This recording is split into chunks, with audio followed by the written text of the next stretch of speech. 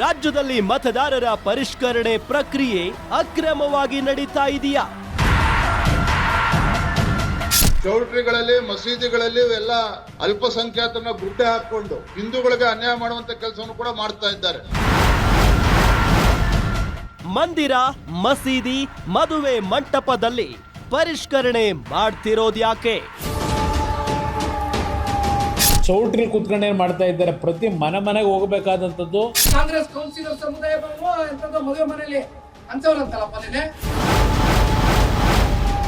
JDS BJP ಕೆಂಡ ಕಾಂಗ್ರೆಸ್ ಸರ್ಕಾರ ಹೇಳ್ತಿರೋದೇನು? ಈಗ ಎಲೆಕ್ಷನ್ ಕಮಿಷನ್ ಮಾಡೋ ಕೆಲಸನೂ ಇವರೇ ಮಾಡ್ತಾರಾ ಬಿಜೆಪಿ ಜೆಡಿಎಸ್ ಅವರು? SIR ವಾರ್ ವೀಕ್ಷಿಸಿ ಗ್ಯಾರಂಟಿ ಸ್ಪೆಷಲ್ ಬೆಳಗ್ಗೆ 9:30ಕ್ಕೆ.